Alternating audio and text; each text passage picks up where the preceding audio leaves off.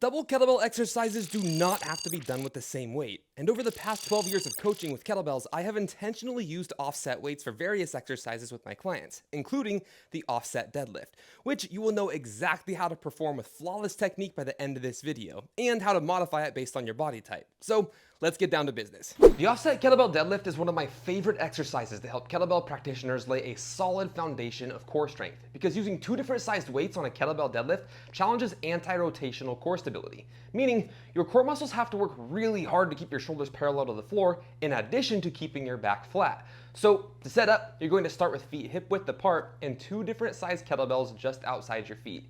And since this is a deadlift, you are going to hinge, not squat, meaning that you are going to send your butt backwards while keeping your hips above your knees and maintaining tension in the hamstrings. If your setup is correct, you should have knees over ankles and hips above your knees, shoulders above your hips, and most importantly, a flat back. So if you look like a dog taking a shit, simply imagine that there is a flashlight in your butthole and tilt your pelvis until that flashlight is no longer pointing at the ground and instead is pointing behind you. If that cue gave you a laugh, smash that like button because there's more where that came from.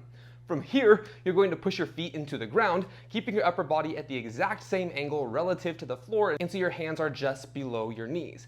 Once there, you will begin to simultaneously extend your hips and knees while raising your torso into an upright position until you finish with shoulders stacked over the hips. Then, lowering is just the reverse of that. But some of you are going to have a problem before you ever even start this movement. Particularly those of you with long femurs and a short torso.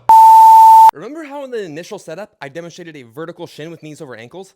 That will feel great for some of you, but for others, you'll feel like you're going to fall over backwards in this position. And if you're the latter, we can do two things. Number one, we can let the knees drift slightly over the top of the foot, which will lower your hips into a more ideal position for your body type. Or two, and my preference, is to bring the kettlebells between the arches of your feet and widen the feet into a sumo stance.